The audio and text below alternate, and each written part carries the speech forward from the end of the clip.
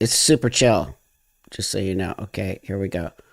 Okay, Sure. hi everybody. Here we are. Oh my God. So I was just doing a tech check with Thank Antoinette, you. and I just want to thank everybody for showing up such a late podcast. But know that sometimes we have people in different time zones, and all of us are doing things. So with that, I just want to thank everybody for joining us, and this is going to live forever on the live part of my channel. So you'll be able to, all of you will be able to go back, people who missed it tonight, and listen to it. And I encourage you to listen to it. It is extremely important conversation I'm about to have.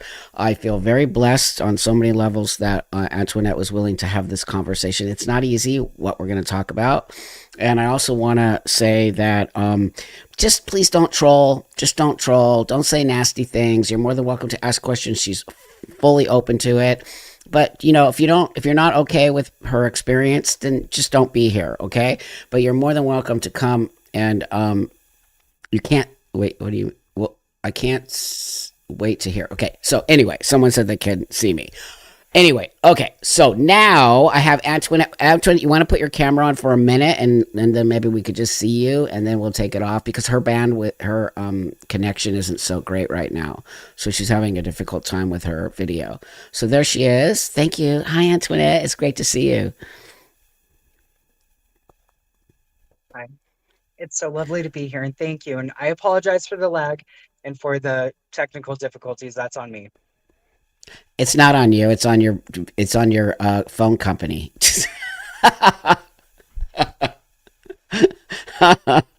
So don't worry about it. So take your video off. I just wanted everybody to see you because you're really pretty. So take your video. Though, just to kind of save it.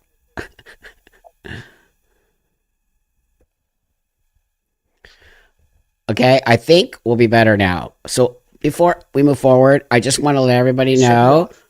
Okay, yeah, it's off. Now your video's off. There's going to be a little bit of a lag, but that's okay. We'll figure that out. I'm going to play the video of you that I was introduced to by people who said I needed to speak to you.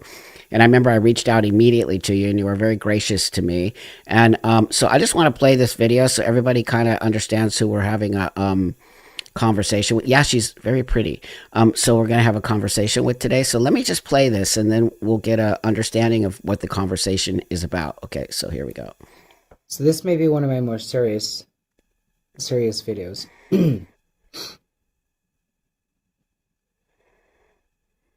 I think the transition made me really hate myself. It made me really hate pretending, but not being able to admit I was pretending. I hated every minute of it, if I was being honest. I felt so isolated, alone. Like men, they just function so differently. And then I feel bad for them too, because it's isolating. Like none of them connect the way that women do. Um,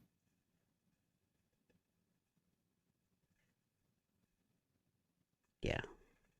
sorry. This thing took a lot away from me. Like I had 10 years away from my family. I lost parts of my body I'll never I'll never recover.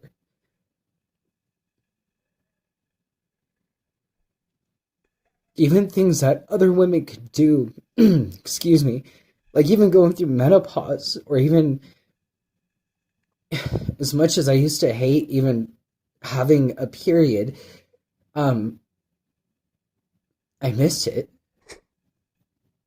I miss my body. I miss my voice.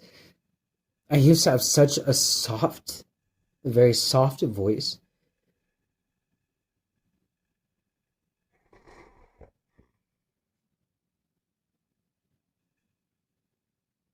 This thing didn't fix anything for me. It took so much from me, and it made me have to go deeper within myself and repair so much more than what was necessary. And I can't even believe we're in the age to where we're actually giving this to children who can't even bear this weight. I barely could hold it. I'm barely getting a grasp of it now. But then, every day I was on the edge. Every day I was just hoping not to wake up. And I would ask constantly. I would just be like, whatever is out there, like, just please just don't let me wake up tomorrow.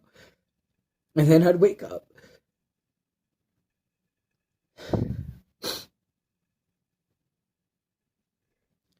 Ever since recovering from this disorder is the only time that when I wake up, I'm grateful and I'm gracious and I'm elated to be in this world again because I am me now. I am truly me. Like, we cannot be doing this to kids. They're not equipped to mentally deal with the weight of this. And that means that most will not survive this process. Do you realize that? Most will not survive this process. Like, please support Protect Kids Colorado. Please go out, sign the petition. Please raise money for this. We can't be doing this anymore. Enough is enough, and it needs to stop now. Ooh, that is just. I remember when I first watched it, I cried, Antoinette. So you want to introduce your so to the people who are joining us? We're going to keep her off camera because her bandwidth is not working so great. So I'm keep a picture of her up here so you know who's talking, and then so Antoinette. So why don't you tell us a little bit about yourself?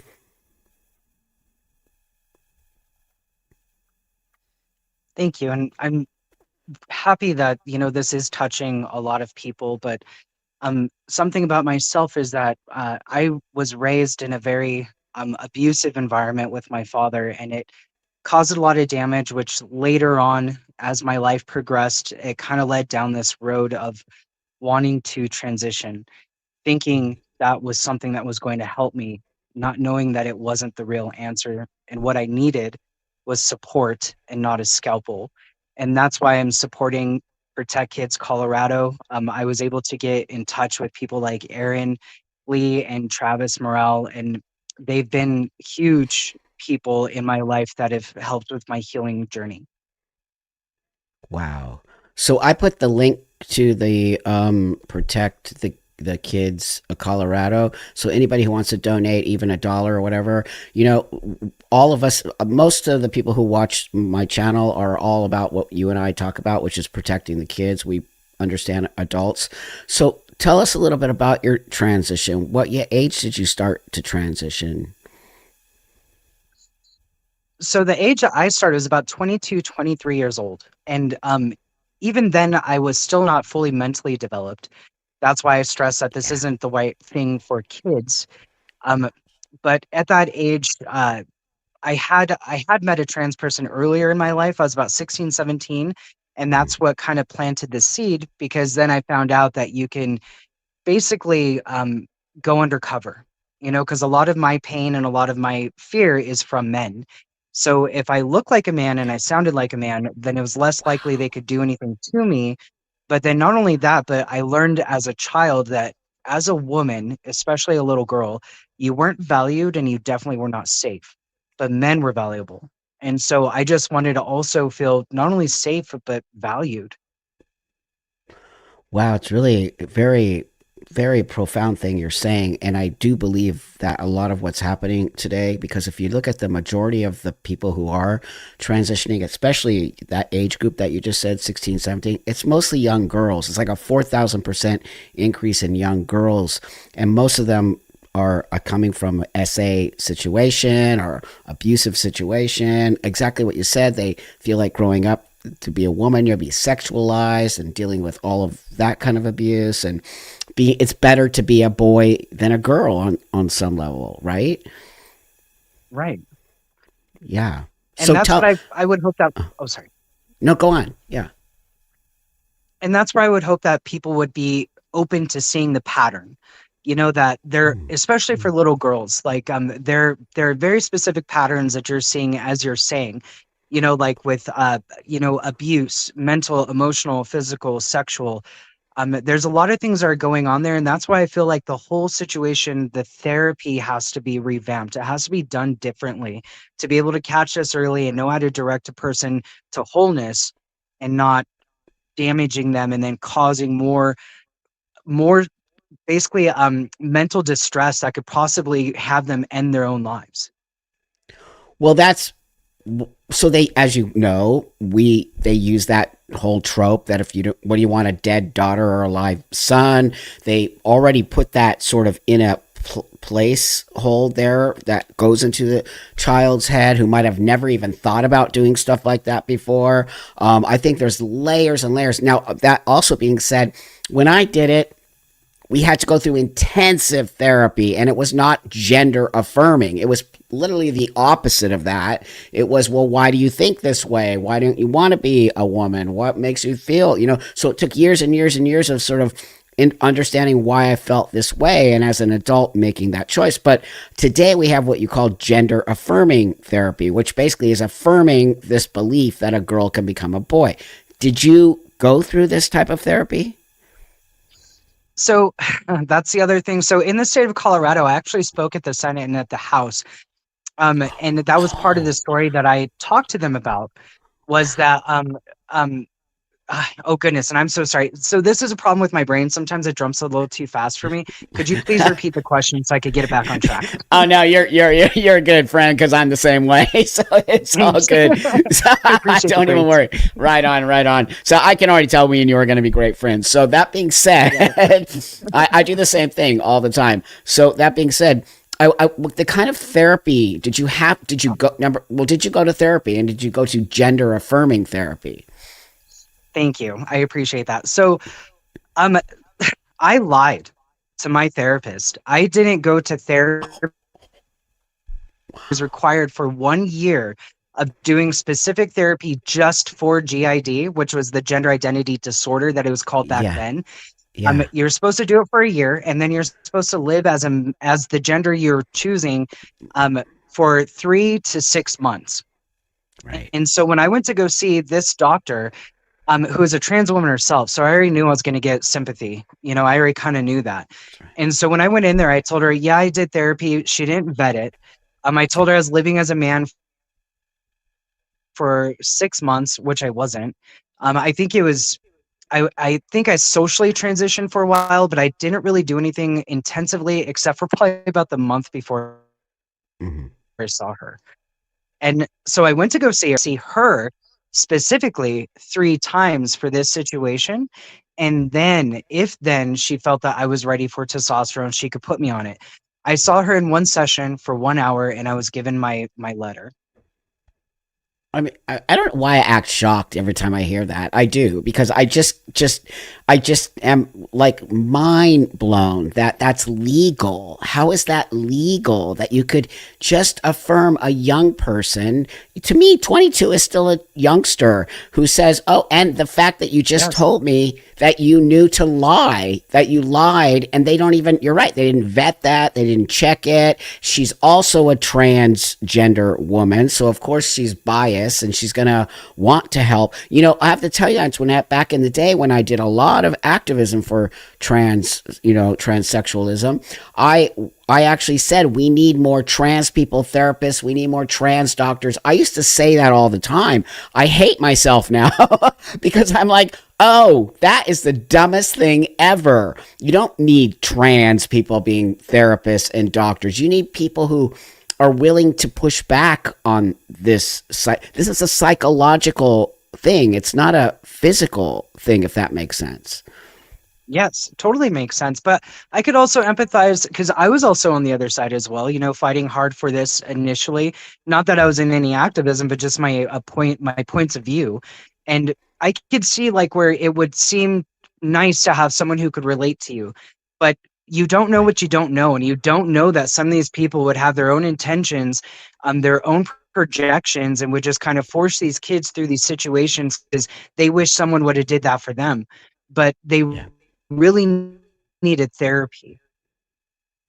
I mean, honestly, as you know, I say it all the time. I'm 30 plus years in this space. I am super grounded. As you know, my heart aches for you people who are detransitioners. I do not feel that you in any way, shape, or form affect my transition. In fact, you make my transition more powerful in a sense that I say, see, it's very rare. But that being said, I just don't understand why we wouldn't want young people to have more of a mental health evaluation, and this should be the last. So it used to be this was the last sort of step, right? The cart, now they're putting the cart before the horse, where now it's like the first step, and it's like there is no Right. pushback, there is no, well, maybe this kid is like you said earlier, maybe they're struggling with some SA stuff or some abuse in the home or autism, or they're just there. I mean, there's just levels of things going on here. But I just, doesn't it blow your mind that there's literally no therapy?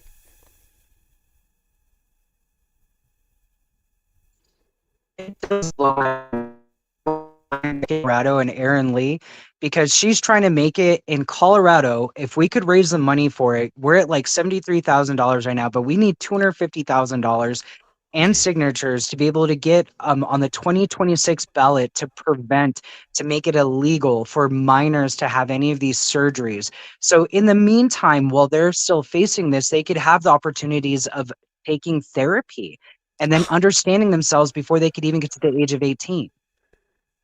And that's the right thing to do. You do that with every other mental disorder. You don't, if when a person is cutting themselves, or a person has an eating disorder, or a person has a disorder of anxiety, you don't just affirm that disorder in one meeting and then just give them a bunch of medication and maybe surgery. You sit with that child for a long time and you dig deep. This is a mental disorder. I know I'm preaching to the choir here, but this is a mental disorder. And the fact is that the trans activists twisted it and made it not a mental disorder and made it just that you're not born this way. I was not born this way. You were not born this way. We were created this way. Right. And I get really frustrated with the whole process because especially not allowing children just to kind of get their bearings, and it's a lot of adults who are, dealing with their own drama, basically dealing with Mm, themselves. But instead of dealing with themselves, they project this onto other people and especially children. And this whole ideology, because that's what it's become almost, is like a cult, like a religion. It's so hard when they're basically fishing for these kids. It's hard to try to reason with them because they're so lost. They're so lost in themselves, and they lack a lot of even just basic skills of like communication and emotional maturity and being able to emotionally regulate. And when you mm, talk about cutting, I this is the biggest form of cutting that I could possibly do, and I have cut my body. It was a way to cope with pain, with trauma, with anger, with a lot of things, the sensation of the feeling. And I just did it on a bigger scale. But mm, without therapy, and that's why I wish there's more preventions and interventions in place, mm, because even if people acted ethically, it would have mm. prevented a lot of this process for me. Can I ask you? It's kind of could get personal, and as I said before we went on the show, anything you don't want to answer, just don't. But you seem pretty open to everything. Can you tell us what types of? Did you have any surgeries? Oh, sure. And I'm a open book. So yeah, you could ask whatever you want. I want the message and I want people to be able to connect with it, to know there's recovery. But I did. So I had my hysterectomy, which was laparoscopic, and it was a botched surgery, mind you. That was a horrific process alone. But I had a hysterectomy where had my cervix, ovaries, and uterus removed. Once I recovered from that after a year and a half, because there was major complications and life-threatening complications, then I went and got my breast removed. Thankfully, I never did anything to my vagina, and that's still intact. But there was still a lot of damage that was done even to that through that hysterectomy. Well, I can relate in a sense, because I'm so way ahead of this whole thing that I had a horrible situation happen because of the long term use of the testosterone. I was like 15 years on it, and I got vaginal atrophy, which gave me sepsis. Because anyway, long story short, I got really sick and had sepsis, and I had to have exactly what you had. I had a laparoscopic full hysterectomy, which also made my body go crazy, and the healing process was insane. And so, how did they botch your surgery?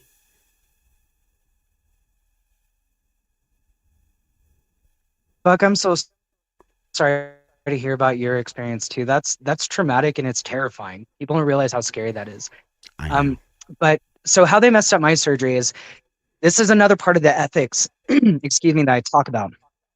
So I went into to go ask for the hysterectomy because at the time there were no transgender cares under the insurance I was with at the time. So I basically went in there and pleaded with the nurse. And you can see there's this history of even my behavior of manipulating people in order to get what I thought would be safe for me. So it was survival, but still there's that I want to own up Yeah. to. But I went to this nurse and started pleading with her that this was the thing that was going to save my life. This was the thing that was going to make my life right. And I really needed it. And she bought into it. And so basically, she told me, she's like, so let me see if I'm hearing you correctly. We need to find something in order to remove your ovaries. And I was like, yeah, it was like the wink, wink, nudge, nudge. And so I told her, I was like, yes, we need to find something. And she was just like, okay, no problem. So she got me prepared for the ultrasound. She did the ultrasound and she was like, oh, do you see that? Do you see that? And she's like, there's more than enough here. She's like, basically, I have fibroid tumors, which can be removed and women go through that often. Mhm. But she basically committed fraud, put in whatever codes that she had to fraudulently in order to make sure that I got the full hysterectomy and I was able to get everything out. Because the one thing that really messed with me was having a period. Because as you know, if too much testosterone, too little testosterone, it can make your period start. And so it was the one thing that connected me really closely to my feminism and my womanhood. So it was the first thing that had to go. Oh, And then, yeah, oh, yeah. sorry. No, no, keep And going, then keep going. thank you.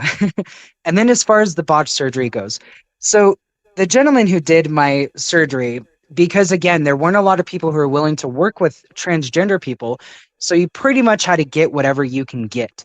And so everything told me this guy was not the right guy, was not the person to do my surgery. He was already talking to me about how he had a divorce, he was sleeping on the couch, he wasn't getting much rest, all the red flags. And instead of listening to that, it was more important to just try to get it out. So he did my surgery. He perfed my bowel.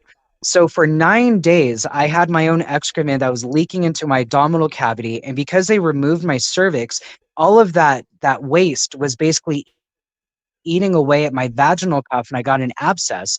So then all of a sudden I had basically like a hole where I shouldn't have had one. And I was experiencing extreme amounts of pain. And I'm a person who could take pain, but this was like dropping me to my knees. And so I went into the hospital. The nurse who was there, he told me, he was like, if you would have waited even a day longer, just a day, he's like, all I could do for you was make you comfortable because you're going septic. And so they were trying to call the doctor who botched my surgery, but guy wasn't answering his phone. Surprise, surprise. So they got a different doctor who went in there to go correct his mistake. So one fear that I had that I never really told anybody was having an ileostomy bag. I never wanted one. I was terrified of them, and I don't judge people for it, but it was just something that made me scared. So I wake up out of this surgery, and when I'm coming out of the surgery, I could hear them talking, and the lady was like, "She already died on the table, or she already died, or something to that thing." Where I knew I died, and then she told the person, she was like, "Make sure she knows when she gets up that she needs to let that machine breathe." And then they saw me waking up, and she was like, "Honey, you need to let the machine breathe for you because you are not breathing on your own." So for hours, I had to have this thing that felt like a leaf blower, basically breathing for me because my lungs just weren't awake. And when I was laying there with that experience, which is traumatic enough, I started to kind of feel around my stomach and I was feeling, I just intuitively knew something was off. And so the spouse I had at the time, I looked at her And she just nodded to me and she's like, yes. She's like, you have a bag. And I just immediately started crying because I wasn't sure if it's permanent, and thankfully they told me that it was a temporary ileostomy. It was just until they could cut out the damaged part of the bowel, reconnect it. I stood that way for 4 months and even got addicted on their pain pills because my tolerance was so high and they gave me so much of them. Um, and I had to get basically the reconnection of my bowel. They the guy took out my staples too early, so I had 2 holes in my abdominal or in my stomach that we had to basically pack until it could like heal from the inside out. I had them scraping away dead flesh with no pain medicine, which was really painful. Um, and then I also had to go later get a mesh because I got a hernia from the surgery. So it was the most horrible experience I've ever experienced in my life. That seems well. The fact, first off, that you died and then came back, and then they were talking about it, and then you have to have this bag, and then you're like, you became septic as well because the poop in there is gonna totally contaminate your blood, and then all of these things are happening, and all. I'm not laughing because I'm gonna cry right now. I'm like, what the fuck? Is this, how many more people and young women is this going to happen to? And the fact that you just were going to go in and have a laparoscopic hysterectomy, which is a pretty, like, I think basic surgery at this point. How did they fuck it up? I don't understand.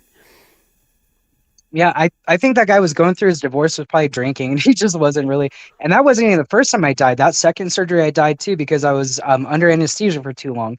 So I just naturally died.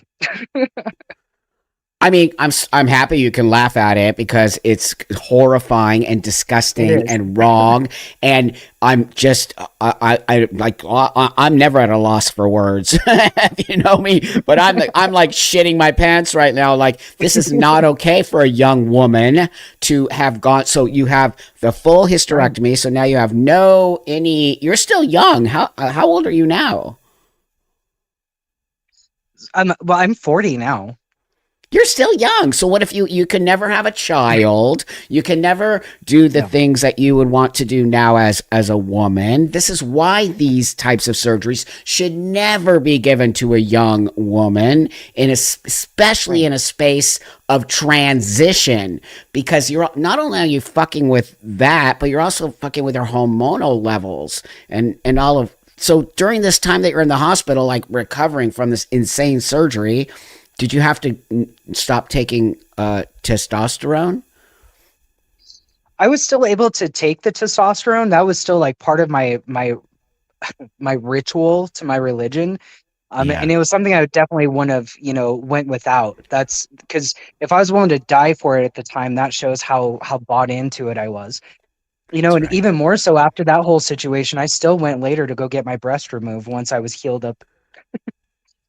It's No, and it's then yeah, of ridiculous, course, no, it's in your brain. It's a fucking right? mental disorder. It's not normal Right. for us to feel this way. Number one, number two, the thing that's different between you and I is I was way older than you. Number one, number two, I also went through extensive amounts of therapy, years and years and years before they would have ever let me touch this situation, and it's why I value these conversations with people like yourself and why I will fight for you as a detransitioner. And you should have never been put in this space. And it hurts me beyond. I mean, I'm literally crying right now because I just can't even believe that this has been done to a young person as yourself. And you're not the only one. There's so many of you coming around to this. So now you have top surgery, which is no more breasts. You have literally destroyed your female reproductive system, and you're living as a dude. For how long did you live as a male? 14 years. Wow, that's a long time. So here you are living. Tell me about the experience of when you're living as a male. Did you were you okay? Were you having ups and downs? Tell me about your mental state. So I think I always felt better after a shot, but it's testosterone, and that's what it does. Yeah, totally. But I felt that I would go through my depression got worse, my rage got worse. A lot of the problems I had just got worse. Yeah. And nothing helped it, and that's what I thought, that if I was going to do this, this is what was going to solve it. This was going to make people love me. Hmm. It gave me presence in the world, not knowing that I was enough. Who I was and how I am is more than enough, and I didn't have to do this. But it gets me so mad too, Buck, of thinking about all the places that I fell through the cracks. Not only with Dr. Rachel St. Clair, who is the person who gave me the testosterone without vetting anything. So the lack of her ethics got me past the first gate. Then when I went over to go get testosterone, it was almost 2 years later. So mind you, I didn't even cash in on that letter for 2 years. And the only way I found it is I was cleaning my closet of my paperwork, and I happened to come across the letter, and still Hmm. broken, still hurt, still traumatized and damaged in a way. Hmm. It all of a sudden just was like, oh, this was the universe talking to me. And so when I gave that letter to the doctor to go get testosterone, he's like, hey, so this is like over a year old. I can't use this. And I was like, no problem. One sec. So I went and called and emailed Dr. Rachel St. Clair. And I told her, I was just like, hey, so I kind of need this letter to be within a year. Like, would you be willing to like kind of help me out? Again, without asking any questions, without being like, well, why did it take you 2 years? Maybe this isn't for you. Absolutely not. She said, no problem. I'll update that date on your letter and I'll give it to your doctor. Uh, isn't that on some level like malpractice? Yeah, and it's happening all over the place. All these people who are thinking that ethics and the oaths that they take are, suggestions. That's right. It's do no harm. And but here's the deal, Right. Antoinette, is that these doctors think they aren't doing harm. That's how they're like quacks, as people are saying in the chat. And before I move on here, I'm going to say, look, I can see some of you saying some not nice stuff, and I've knocked you out. This woman is spending time with me today for you, okay? Not just for me, but for you and for the children. If you don't want to be here and you don't like it, you don't need to be here. It's literally that easy, okay? So I will not tolerate anybody saying anything nasty to Antoinette, okay? I am like her dad. I will not tolerate it, okay? So you're more than welcome to have a different opinion. But today she's spending time here to talk to us about a horrifying situation that has happened to her.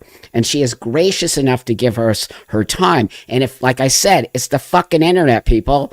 You had to press a button to get in this room. So you're more than welcome to press the button to get the fuck out the room, okay? So I have a moderator, Lisa, who will kick you out. So just knock it off and go away. It's gross. And it's not about you. It's literally not about you. It's about a woman who's telling a story who I invited to come on my channel. So go fuck yourself if you don't like it, okay? So I'm sorry, Antoinette. I just had to be your dad for a minute. No, you're perfectly good. I've noticed I've encountered a lot of those lately, and thankfully they found me in a different place, where I can see their Yeah, pain and I could see what yeah, they're doing. They just don't understand the conversation they are having with themselves, and that's totally. unfortunate.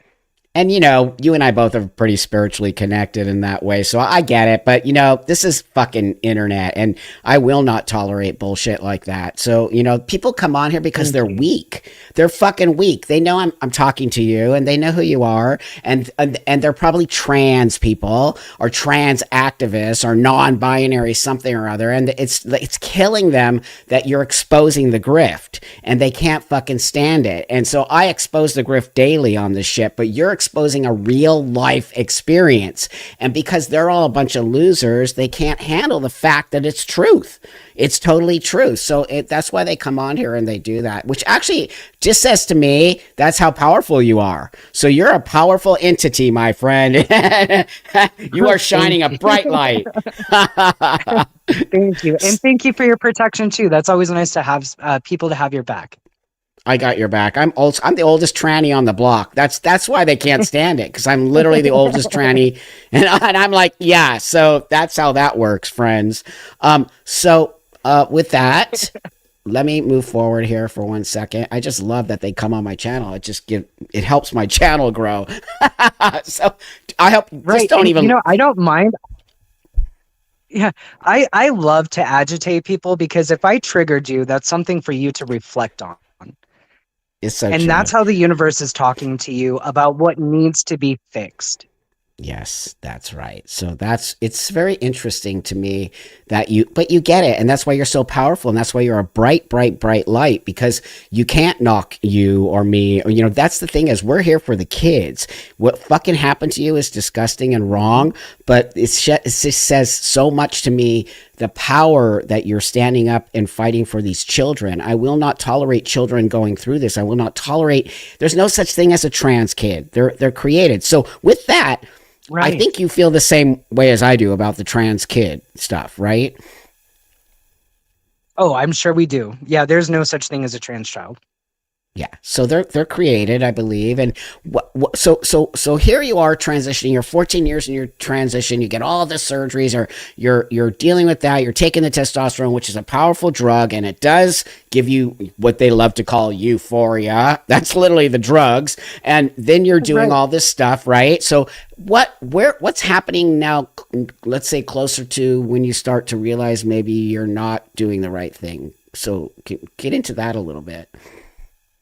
Sure. So, as with most healing situations, sometimes you'll gravitate people into your life that will become mirrors for you. And so, I was lucky enough to attract my ex-wife, who was a beautiful mirror to me. And so, during this time in 2015 is when I got really serious about my mental health. And it was only because of her push in her own toxic Mm, way. But it was her push basically to go get help. And it started leading me down this trail of self-discovery, where I started realizing that my behavior had meaning behind it, that the pain that I was feeling mm, was trying to communicate itself to me. And it made me have to go within myself. And so over that span of basically almost 10 years, I did a lot of like reading books, healing modalities, really, really being honest with myself. And just like this guy, he has a really long name, but he has this beautiful saying that basically is a person's ability to heal is directly correlated to their ability to be honest with themselves. So I was not in a space to be honest with myself for a while because I was my harshest critic. Because of the trauma, it caused splitting, which means that I had someone inside of me that basically became, my abusers. And that was the voice in my head. So it was hard for me to be kind and compassionate and open with mm, myself with someone like that in my head. So I mm. basically had to go and deal with that pain and understand that person to build compassion and gentleness with myself. And that created a whole new atmosphere inside of me that allowed me to be honest with myself because there was no harsh critic there. There was support there Yes. within myself.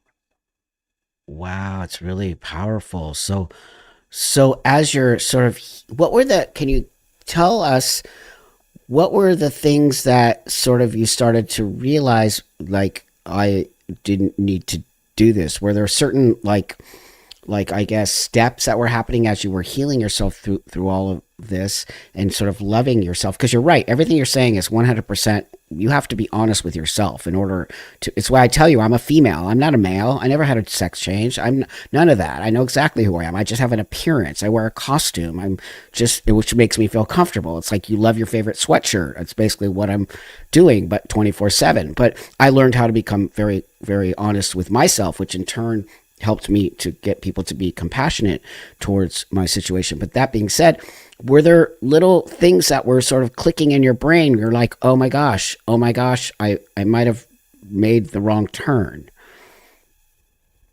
I think when I started to do the healing work, I started realizing that I didn't really want to be a man, and it started to come in little waves of just realizing it was this huge thing to have to try to like not connect with other men because of how they are.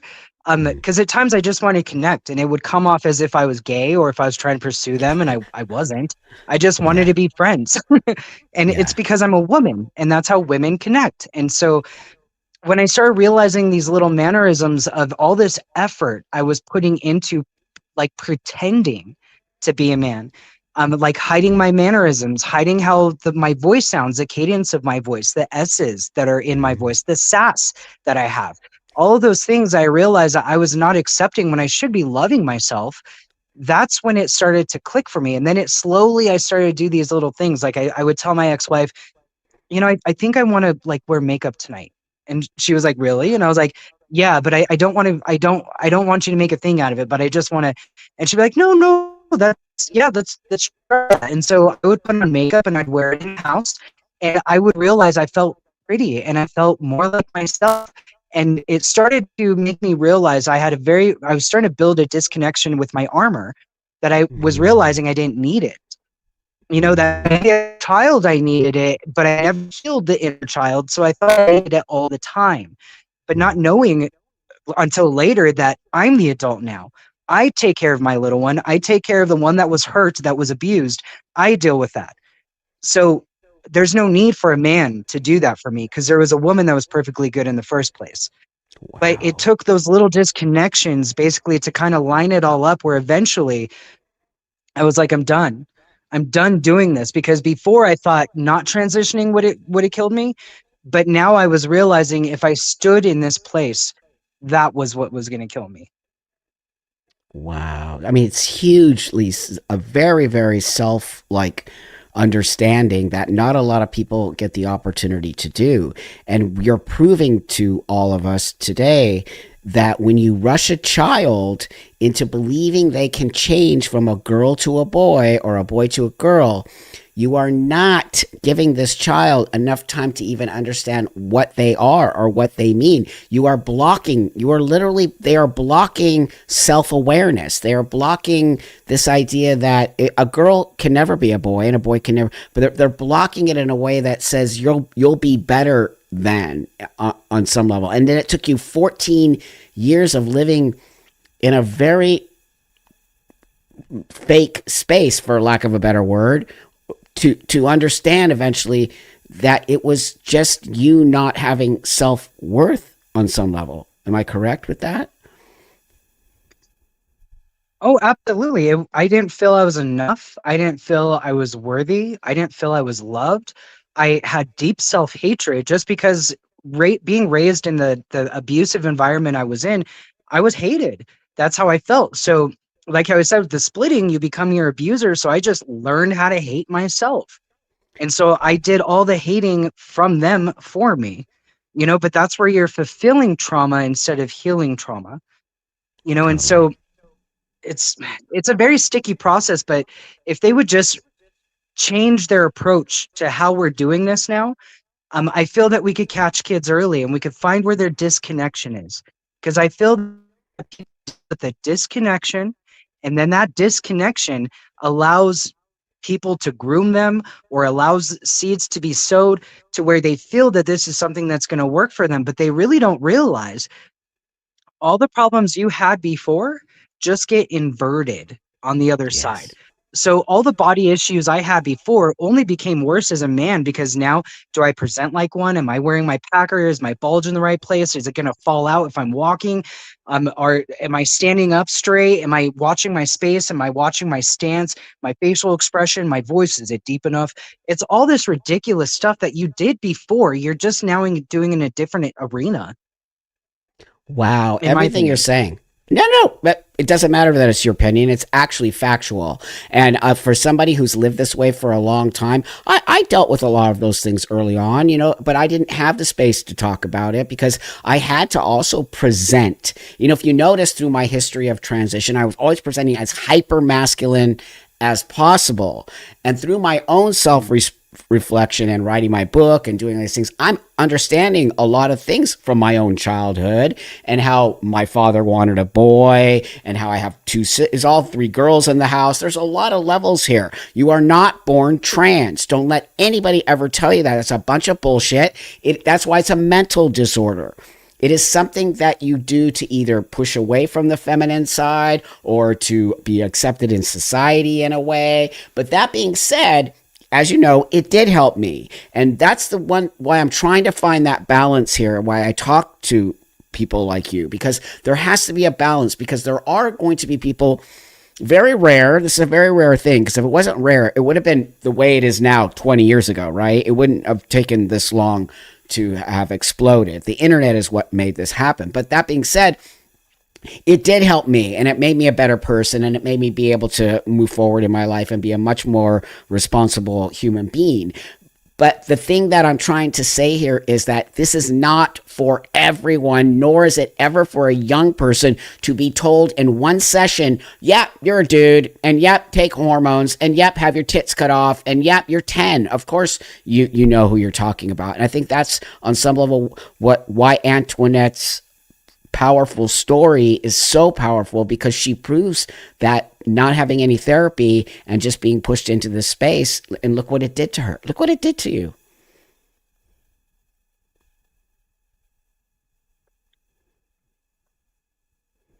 And Buck, I'm so sorry. My phone kind of cut out, but I did hear the last Yeah. end of that. But forgive me if you had a Yeah. question. I didn't catch that.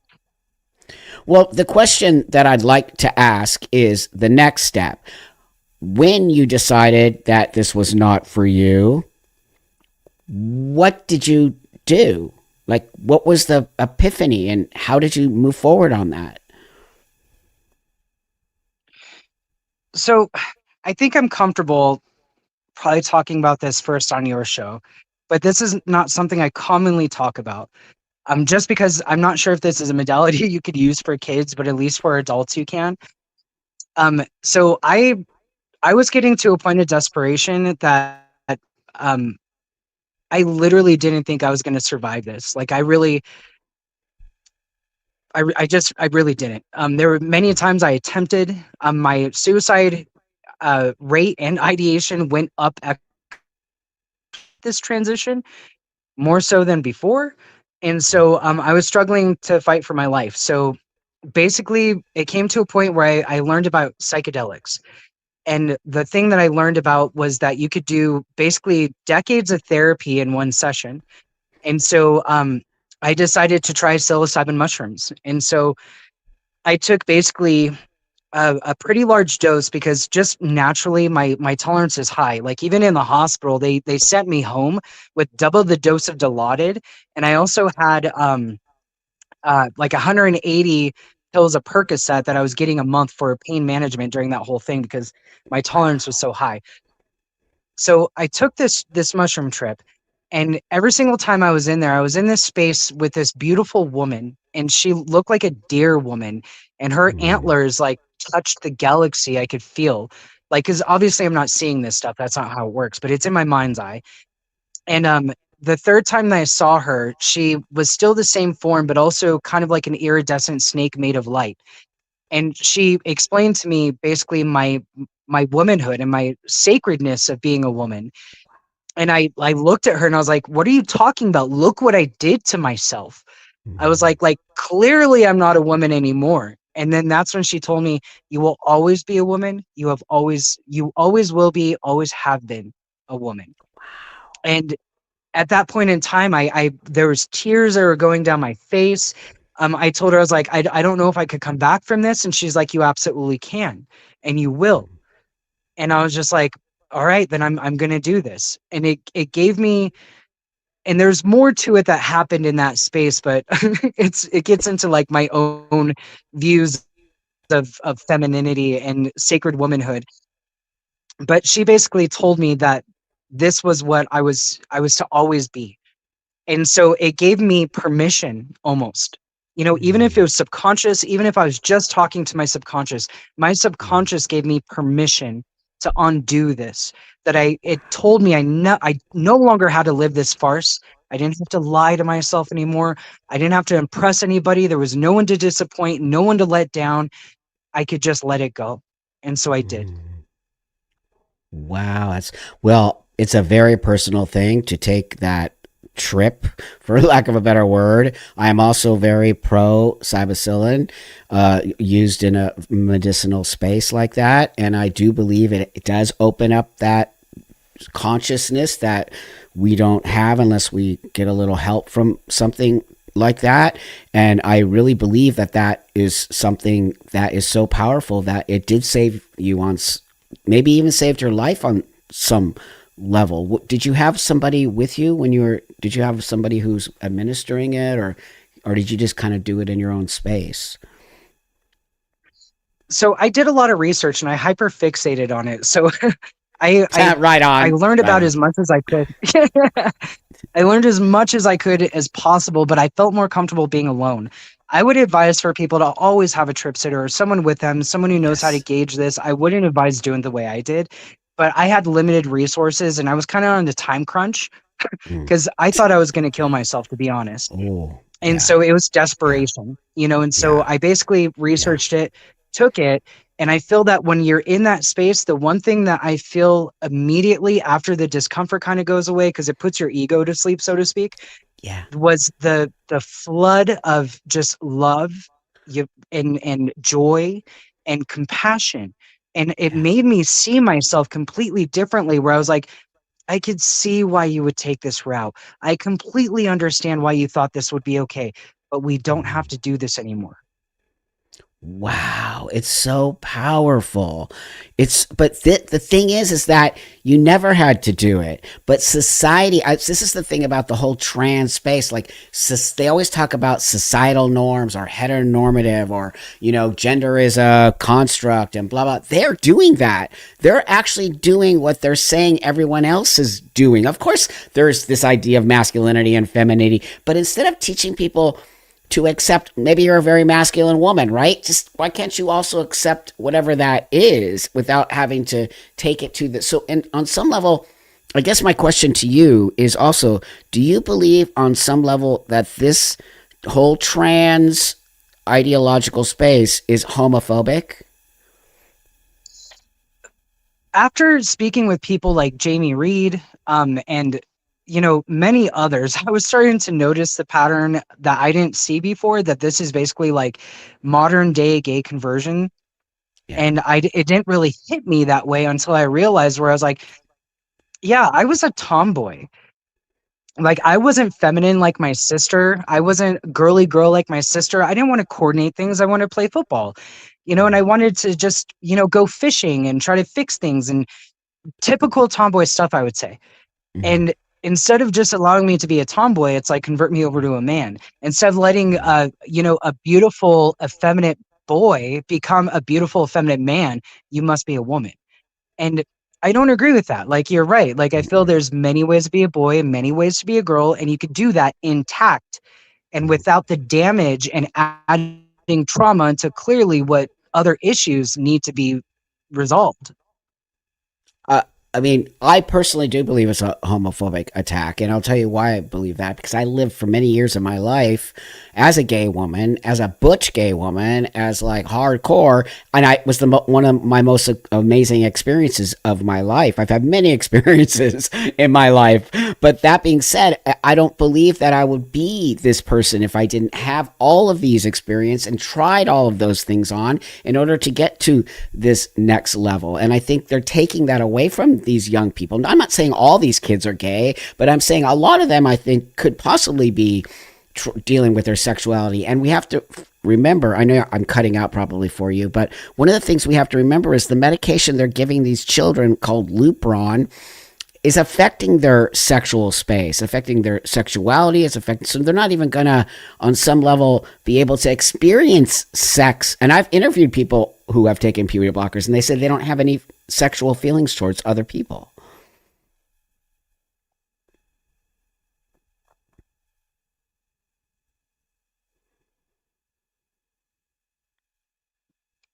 And I'm so sorry. Again, I apologize sincerely for my connection. This is so embarrassing. No, don't. But if you're asking about my opinion on puberty blockers, so again, in the ideology, at first I used to be so about it. I was like, yeah, just pause their puberty, let them figure it out, give them some space, and then if they decide not, they could just, continue on.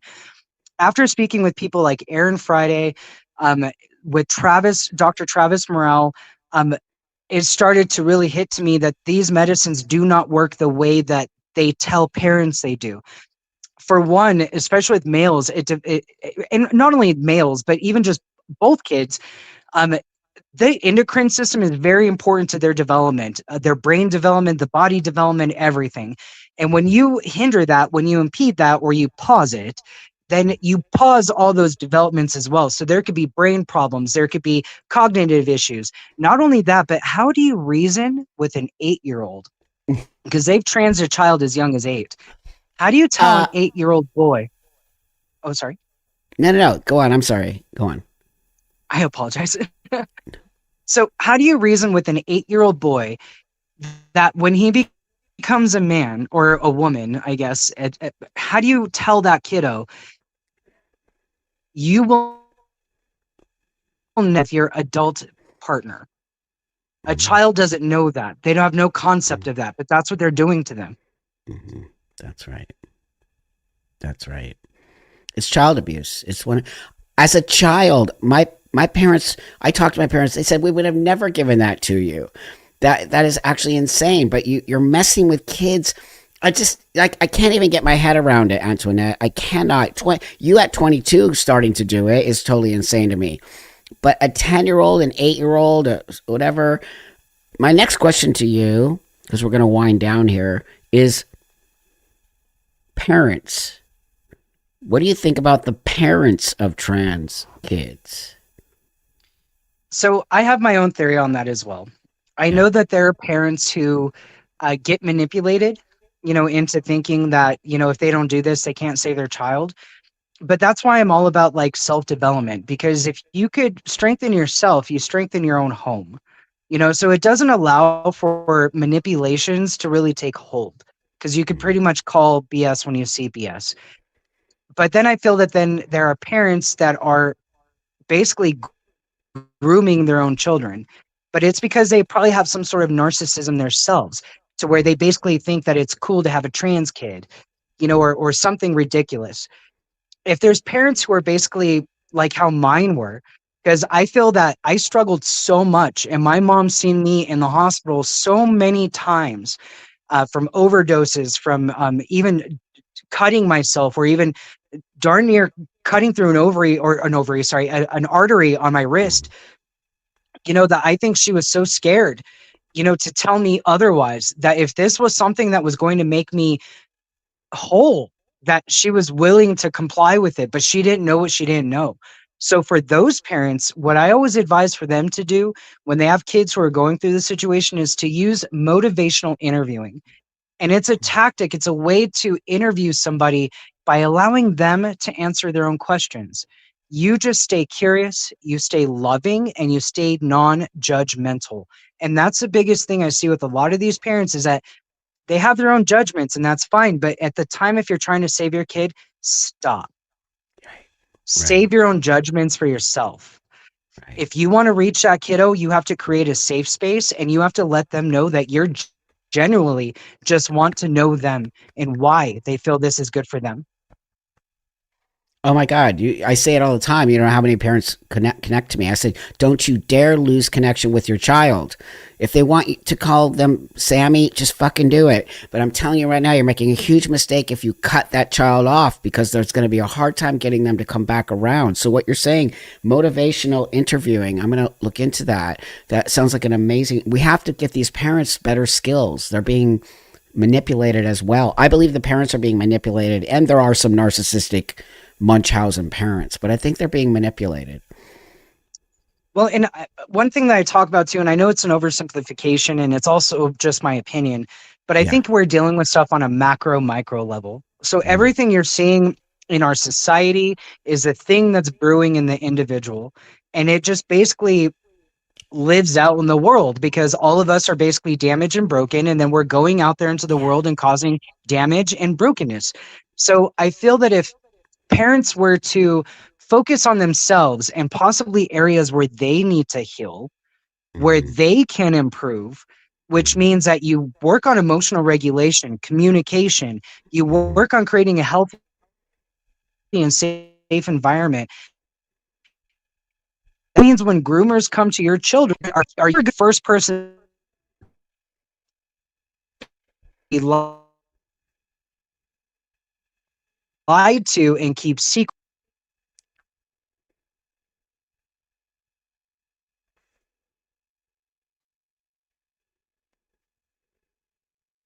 I think we lost you. You were saying Oh, something I'm really. still here. I think You we were have a saying, lag. Sorry. yeah, we have a lag, but say that again. Say the thing about the disconnect. You are when you lie, right? When you don't let your child have the open space, and they will not be honest. You were saying something like that, right? Yes. If families were able to work on themselves and create that strong, safe environment with emotional regulation, with healthy communication, and creating a safe environment, that means that when the parents will be the first person that that kiddo goes to, because they'll be able to read and pick up immediately that this doesn't feel right. That's right. I teach my kids. I have two. We'll have a baby right now. I'm already telling her stay away from the groomers. But that being said, the same thing.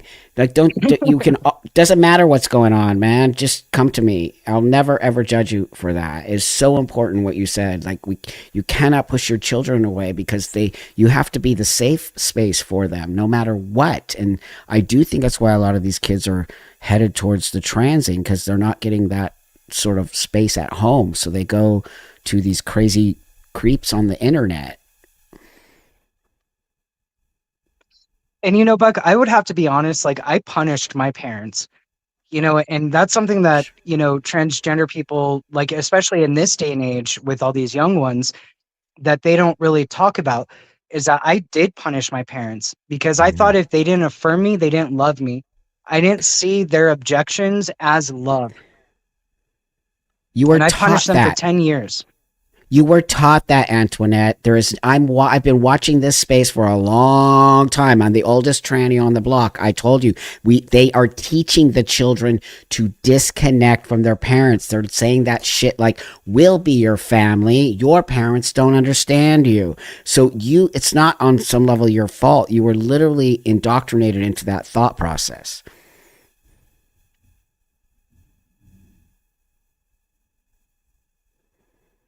And it's scary with the state of Colorado because they're starting to mirror those patterns of abusive behavior.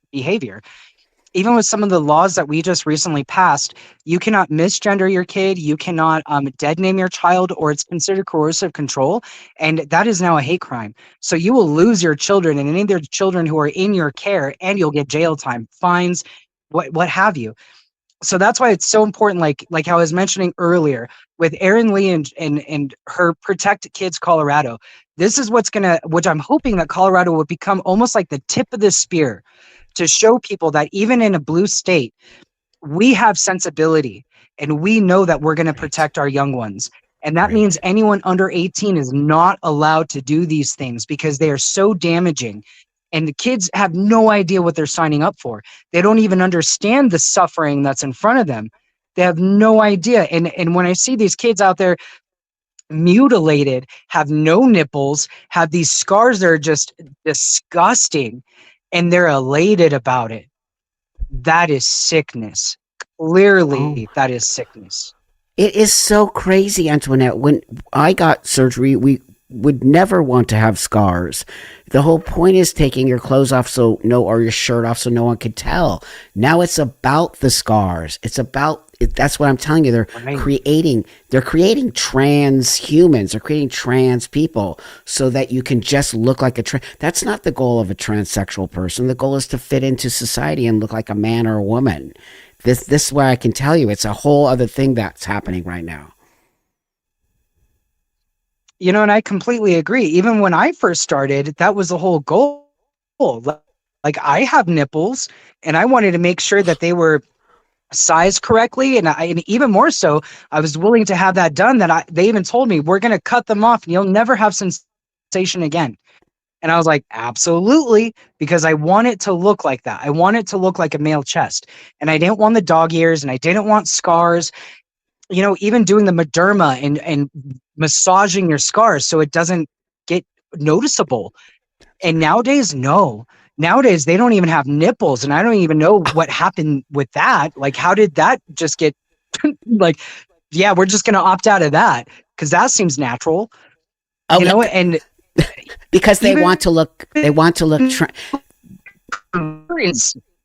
Yeah, yeah, no, sorry. They want Right. to look like trans. They actually want to look trans. The doctors manipulated these kids into saying, well, it's really difficult to put the nipples back on, so why don't we just not do it and you'll just have a trans man chest? I know exactly what was going on. It was a manipulation, not only from the community, but also from the medical. That's why we've got to hold the medical space very, very much responsible for what's going on. Yes, and additionally, underneath that medical aspect, the psychology of it, the mental wellness has been horrific through this whole entire process. Like how we were talking about earlier, this is again just my opinion, but from Mm, my hyperfixation on this, I've noticed that there's two common things people are dealing with when you're transitioning: mhm, abandonment issues and rejection issues. mhm. When you take on the identity of obviously what is controversial, you're going to be abandoned by the people who love you, and you're going to be rejected by the society that sees you. So Right. you're fulfilling your trauma, you're living your trauma. So all these people are doing is affirming their trauma. And that's not how we deal with mental illness. You wouldn't do that to someone who is schizophrenic. You wouldn't do that to someone who's bipolar. You wouldn't give a bottle of alcohol to someone who has a substance abuse disorder. That's But right. with these folks, and with people like me, they'll give me the scalpel, they'll give me the codes, fraudulently or not, in order to have these surgeries, which are pretty lucrative to them, and they care not if you're mutilated or sterilized. Yeah. Oh, wow. You're making such amazing points. And you're like so on that these people better be scared of you because everything you're saying is literally what is happening. And here's how powerful you are because you went through it and then now you are a quote unquote detransitioner. You can prove that everything you and I are saying here today is 100% factual. It's not just your opinion, Antoinette. It's factual information that you are saying. And I appreciate that, and thank you so much. And that does kind of like put some fire into my buns at times when some people are being trolled or trying to because what I've seen commonly is people try to hold me accountable for decisions I made in a distressful situation as a young woman, and going through this. So there was a awesome gentleman I was able to speak with, James Lindsay, and he even said the most beautiful uh, way to kind of express this to people. It's like having depression and going to a doctor, and the first thing they prescribe you is a bullet and a gun. You know So what I mean? that's So so it's like for true. me, where it's like, yes, I take yes. So in some degree, I do take personal responsibility and accountability for sure. But you have to understand that I was mentally ill in a state of distress, and I was desperate.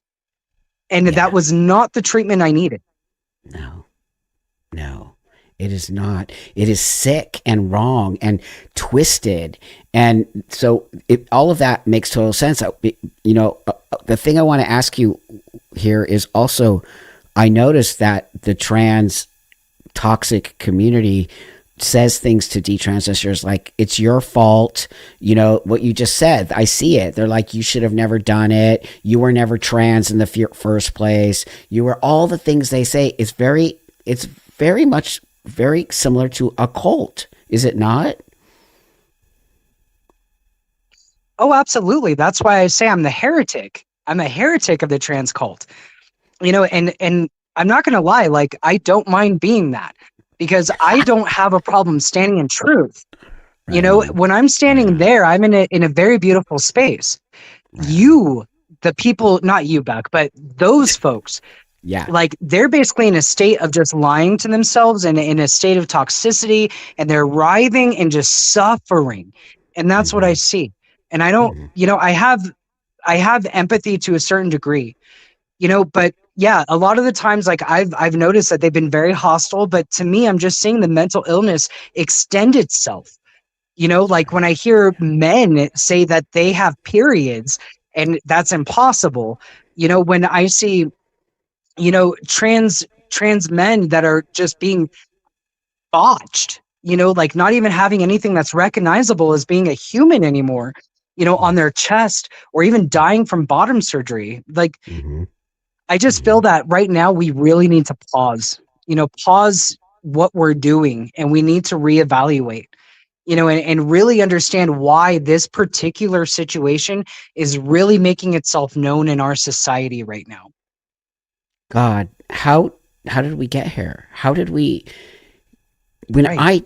I and I always going to tell you, how did it work out for me? And well, and why would the system I went through that was really very, very rigid, why would it be taken to literally back a million years to create a space like this? Do you have any opinion on that? Well, it might be a little spicy, but I do have my own opinion. Yeah. I think that I think if I'm being honest, I think we're Yeah. dealing with you right now. I think there's Can an you say that unhealed again? male that kind of runs our. Oh, sure. Um, so I feel that we're dealing with a man issue. I think we're Mm, dealing with an unhealed, because men okay. run our society. Yeah. Men are in charge of most things, and man, there's all these unsafe spaces. So that's why women don't feel safe in a man's world. That's why Mm, we transition. That's why we will try to find ways to be mm. feel safe with other men, so over women, so they don't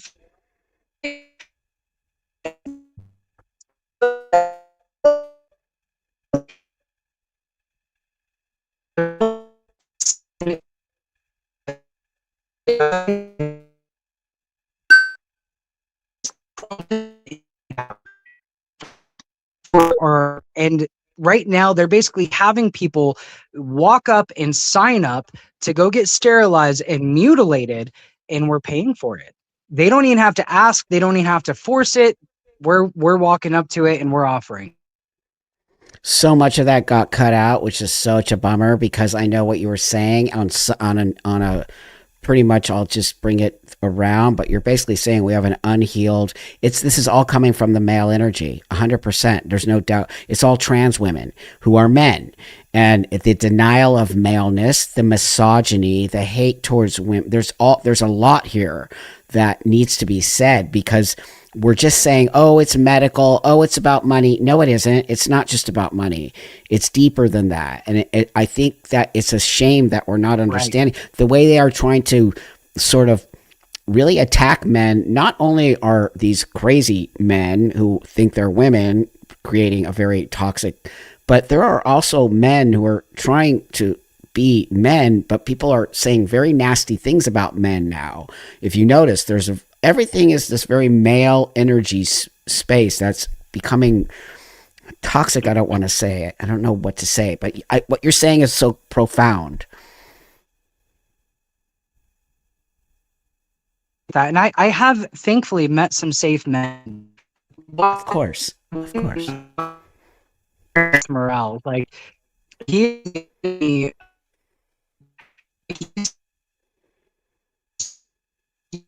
too, but I haven't met too many gentle men. And even like my stepdad, who I call my father, he's a very gentle man. It speaks to the violence he's capable of because he is so peaceful and so kind. Mm, mm, So I understand that there's like this male toxicity that men need to find this level of mm, balance, mm. and because they don't accept being emotive, like you don't have to be emotional out in the world. I get it. Like you got to be a dude. I get it.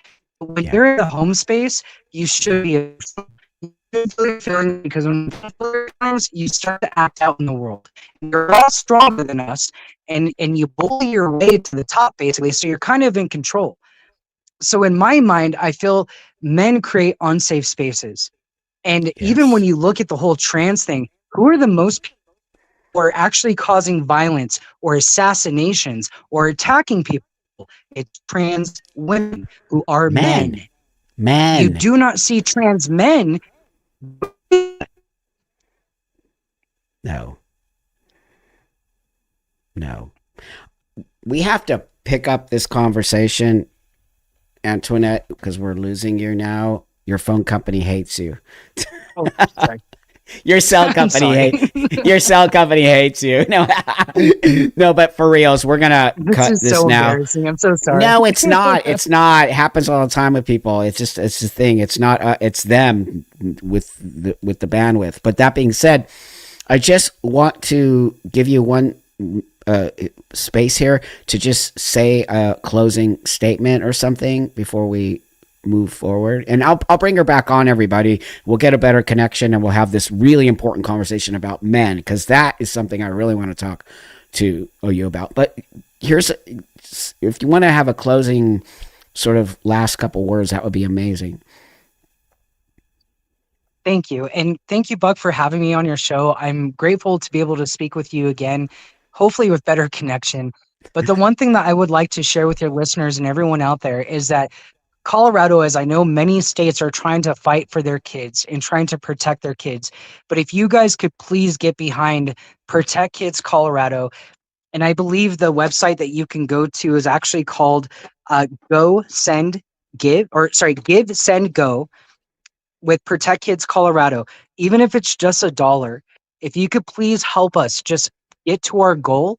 If Colorado could be the first blue state to put it into our laws that no child is allowed to have any sex change surgeries under the age of 18, maybe we could spread this across the whole entire US. If you could please get behind us, this is a team effort, this is a family effort, and Oh this is my God. for our kids, for our future. So if you could Yes. please go donate, sign the signatures, even if you're from out of state, that's totally fine. I would greatly appreciate it.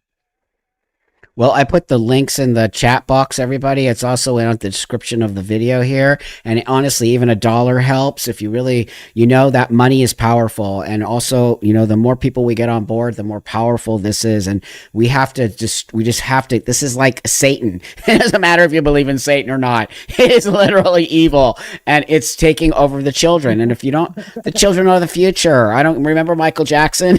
The children are the future. Like, come on, people. Let's move forward on this. Well, then there's that. We'll get it. But that being said, honestly, thank you for your work. And I just want to let you know, if you ever need me to come and testify, I am 100% there and I got you. For anything to do with kids, I will be there. I'll donate my own time. I'll fly myself there. I'll take care of myself. So that, just so you know, I support these kinds of projects, and I believe that by us finding the bridge together and having this situation, we will be able to save kids from ever going down this path. Okay, so with that, everybody, thank you for joining us this evening. I will bring Antoinette back on. She's extremely powerful. Pass this around to everybody. Please let people listen to this. Please donate to the project. Please help us get the word out. There's an evil thing that's happening to these kids. And without us all coming together and seeing that, we won't. But no, really, send her a ton of love. Send her a ton of love, because what she's doing is powerful and they're going to try to block her voice. So thank you, Antoinette. Thank you so much for spending time with me this evening. You're a lovely person.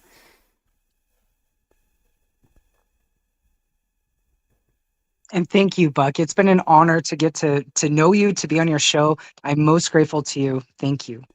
Thanks, friend. Okay, so stay right there. I'm going to just